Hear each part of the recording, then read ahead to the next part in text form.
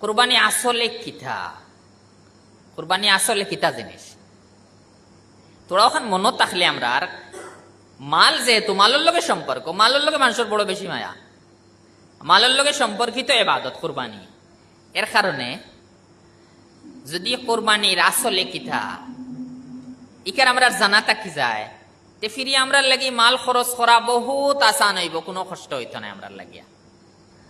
আসলে কুরবানি হইল যত আসমানি শরীয়ত আছে, আসমানি শরীয়ত যত আসমানি শরীয়ত, আসমানি শরীয়ত মতলব হইল যারা কিতাবের লগে সম্পর্ক আছে, আসমানি কিতাবের লগে তওরাত হোক, জবুর হোক, ইনজিল হোক, তাম আসমানি শরীয়ত কুরবানি আসলো, কুরবানির ইবাদত আসলো। হযরত আদম আলাইহিস সালাতু ওয়াস সালামর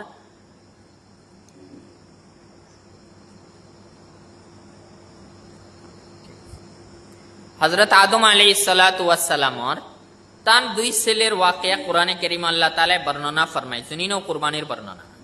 যে তান এক ছেলে হাবিল, মুফাসসিরিন ওখলর ভাষায় একজনের নাম হাবিল আর একজনের নাম কাবিল, দুইজনে কুরবানি পেশ করছেন। হাবিল যাইন তাইন কুরবানি পেশ করলে এক দুম্বা কুরবানি করছিল আল্লাহ তাআলার নামে। তাম আসমানি শরীয়ত কুরবানি আসলো, কিন্তু বেশ কম খান এরা কুরবানি খাইতা না, হেরার কুরবানি খাওয়ার ইজাজত নাই। আসমান তাকে আগুন আইতো, যদিন কুরবানি আল্লাহ কবুল করতা, তে আসমান তাকে আগুন আইতো, আগুন আইয়া কুরবানি রে জ্বালাই লিত, বুঝা গেল কবুল হয়েছে। আর যদিন কবুল হইতো না, তে কুরবানি হলো জমিনও ফালাই থাকতো, কোনো আগুনও আইতো নাই, জ্বালাইতো নাই। খাইবার ইজাজত নি কোনো, কুরবানি করিয়া পরে খাইবার ইজাজত নাই। আমরা শরীয়তে মুহাম্মাদিয়াত হইল কুরবানিও করবায়, এরপরে খাইবায়, শুধু খাওয়ার ইজাজত নাই, বলকে খাওয়া মুস্তাহাব। আল্লাহ তাআলা কি পরিমাণ সাথ দিলা।